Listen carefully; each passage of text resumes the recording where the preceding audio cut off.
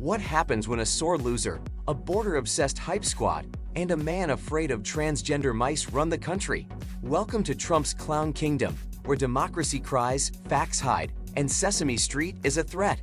Brace yourself for lies, chaos, and comedy so sharp it could deport Trump's ego. Let the circus begin. You know there never has been a concession. You do know that, right? You do. You know, when Stacey Abrams says, I'm not going to concede, it's okay. No. When Stacey Abrams says, I'm not going to concede, that's okay. No problem. Oh, she's not going to concede. She's not going to concede. Of course, having her, I think, might be better than having your existing governor, if you want to know that. Might very well be better. But when she says that, no problem. When crooked Hillary Clinton says, don't ever concede, but she conceded. Of course, I got her at 3 o'clock in the morning. There was something going on there. But she conceded. She probably regrets. Trump is the only man who thinks conceding is a sign of weakness, but bankruptcy is a badge of honor. His logic? If Stacey Abrams challenges results, it's righteous rebellion. But if he does it, it's a holy crusade against invisible fraud ninjas. This is the guy who played golf more than any president in history, but swears he's been working nonstop, probably trying to find lost ballots in the sand trap.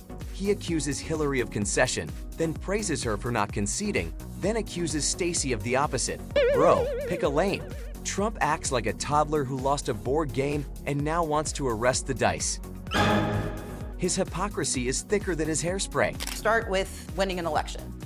Usually the last one you're going to get to have, for real. Number two, you have an expansion of executive power. The president decides he wants more than he's supposed to have. Number three, you start to make the Congress complicit, so you weaken them and you neutralize or neuter the judiciary, like, oh, I don't know, the Supreme Court giving you unfettered power and saying we don't have the ability to stop things. Then you move on to firing all of the people who know how to make government work. So you gut the civil service. And you do that because you want to break democracy so people forget the stuff that used to get done, so you can't get your Social Security checks. This isn't a Netflix thriller. It's Trump's daily to-do list. Expand power, weaken Congress, gut civil service like it's expired meat. This guy didn't drain the swamp. He replaced it with a kiddie pool full of loyal yes men. He fired experts like they were apprentice contestants. You're fired. And also, science isn't real. Trump's presidency wasn't about governing. It was about starring in his own reality show called Who Wants to Be a Dictator? And like any bad sequel, he's trying to make a comeback in 2025 with the same cast of incompetence and a script straight out of How to Kill a Democracy for Dummies. $22 billion from HHS to provide free housing and cars for illegal aliens. $45 million for diversity, equity, and inclusion scholarships in Burma. $40 million to improve the social and economic inclusion of sedentary migrants. Nobody knows what that is. $8 million to promote LGBTQI+ in the African nation of Lesotho, which nobody has ever heard of. $60 million for indigenous peoples and Afro-Colombian empowerment in Central America. $60 million. $8 million for making mice transgender. This is real. This man reads the federal budget like it's an episode of South Park. Trans mice in Africa, Sesame Street in the Middle East. He sounds like a paranoid uncle who got lost in a Reddit thread. The real joke, none of these programs are run by him, and most don't even exist as he describes them. He says nobody knows what that is. Yes, Donald, because you made it up. These aren't policies, they're bedtime stories for angry boomers. Trump talks more about LGBT mice than he does about veterans. But hey, when you don't understand healthcare, economics, or international aid, just yell gay rodents and hope for applause. And in your monologue, Jesse, I can't believe I heard stupid Stacey Abrams say that deportations kill democracy. Newsflash, Stacey, wide open borders kills democracy, and that's what the American people voted against. The American public witnessed an open border, illegal alien invasion for 4 years, and they said enough is enough. Karoline here is playing MAGA Mad Libs. Insert buzzword, call it dangerous, yell about borders, throw in democracy. The truth is, deportations aren't saving democracy, They're being used as Trump's crowd-pleasing punchlines while ignoring broken immigration courts and families ripped apart. Wide open borders? Sweetheart, the border has more patrol agents than Starbucks his coffee blends. It's not open, it's over-militarized. But of course, facts are kryptonite to people who think a wall solves everything. Trump's team screams security, while ICE loses kids. That's not law enforcement. That's a human rights disaster dressed up in a red hat. Step right up to the Trump budget bonanza, where facts are optional, outrage is recycled, and apparently, the most urgent crisis facing America is the gender identity of lab mice in Africa. $60 million for indigenous peoples and Afro-Colombian empowerment in Central America. $60 million. $8 million for making mice transgender. This is real. $32 million for a left-wing propaganda operation in Moldova. $10 million for male circumcision in Mozambique. $20 million for the Arab Sesame Street in the Middle East. This man makes government spending sound like a Cartoon Network lineup. Transgender mice, Arab Elmo, Mozambique circumcisions. He's got more imaginary villains than a Marvel movie. Trump talks like he's reading off a dollar store conspiracy board. None of this is grounded in policy. It's performance art for rage addicts. The truth? These funds are tiny pieces of foreign aid aimed at health, education, and global stability. Things Trump clearly doesn't understand or care about. He mocks indigenous empowerment while hugging American flags like a toddler clinging to his blankie. If leadership is judged by what you fund, then Trump's legacy is tantrums, not transformation.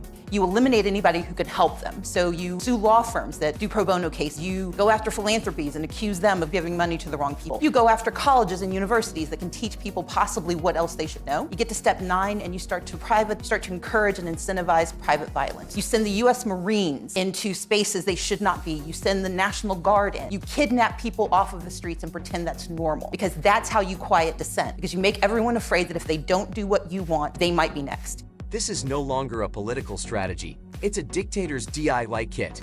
Trump's playbook reads like a horror novel. Silence the helpers, weaponize the courts, then roll out the tanks for a show of strength. And somehow, he does all this while pretending he's the victim. He turned peaceful protesters into thugs, social workers into radicals, and journalists into enemies of the people. Real leadership protects citizens. Trump treats them like obstacles. If someone holds a protest sign, he sends in troops. But if a proud boy carries a rifle, he sends a thank you tweet. This isn't law and order. It's fear and chaos served with extra fascism. The vast majority of this country supports deporting illegal criminals from our communities. This administration is all hands on deck in doing that, despite pushback from these radical Democrats at the state and local level. Karoline speaks like a malfunctioning GPS, stuck repeating illegal criminals, radical Democrats, deport, deport. Her script is so robotic, even Siri would ask her to chill. Let's be honest. The Trump administration didn't solve immigration, they just threw it in a cage. Literally, children were taken from their parents and left without records. That's not border security, that's trauma on a government spreadsheet. Claiming Biden is being stopped by radicals is comedy gold. You mean the same radicals who restored DACA protections and tried to fix the broken asylum process.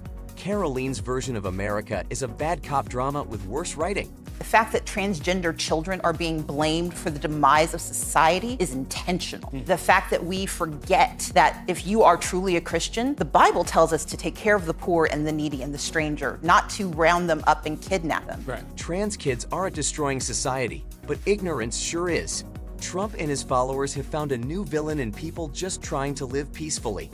Stacey calls it out perfectly. Weaponizing Christianity to attack the most vulnerable is the real sin here. The Bible says, love thy neighbor, not hunt them down with ICE agents. But Trump's version of the gospel reads like a Twitter rant. Blessed are the billionaires and cursed are the drag queens. Real leadership uplifts. Trump-style politics punches down. It's not policy. It's bullying dressed in a flag and hiding behind a pulpit. Welcome to Trump's America, a place where facts go to die, compassion is outlawed, and Sesame Street is now considered a national threat.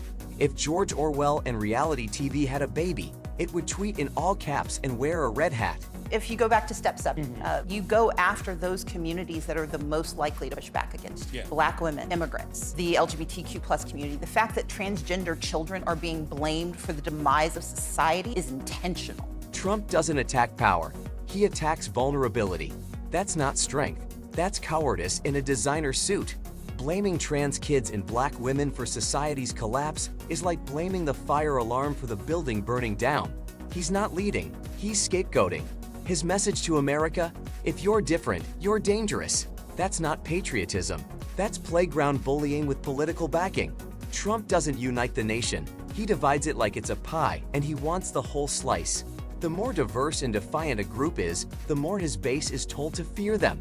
But the truth is, these are the very people fighting to save democracy, not sabotage it. $20 million for the Arab Sesame Street in the Middle East. It's a program. $20 million for a program. $1.9 billion to recently created Decarbonization of Homes Committee, headed up, and we know she's involved. Just at the last moment, the money was passed over by a woman named Stacey Abrams. Have you ever heard of her? Ladies and gentlemen, the villain of Trump's fairy tale isn't Putin or polluters. It's Elmo in a keffiyeh. Trump mocks Arab Sesame Street like it's a terrorist training camp instead of a children's show.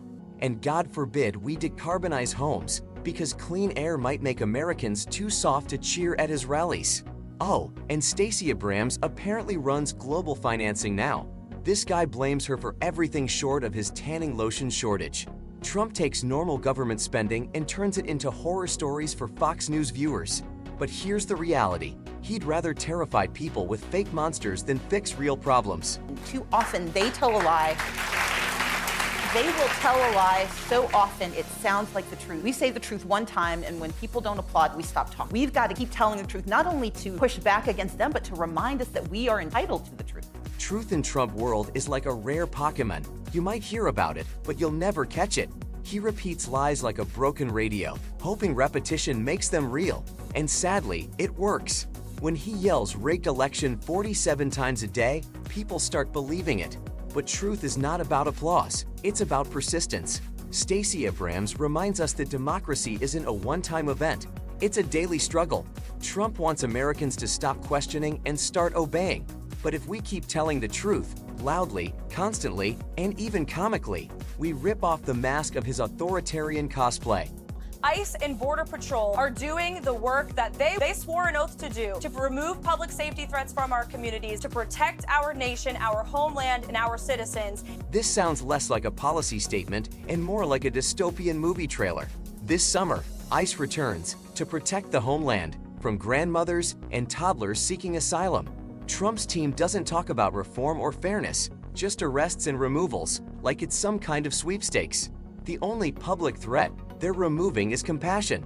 And Karoline saying this with a straight face is peak performance. She deserves an Oscar for Best Supporting Role in a fear-based regime.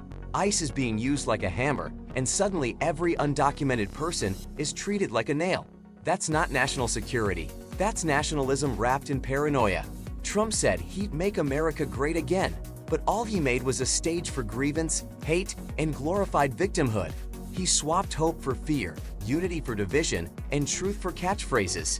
He turned governing into grifting and replaced vision with vengeance. But the joke's on him, because America is not a one-man show. It's a cast of millions, diverse, defiant, and done with dictators in disguise.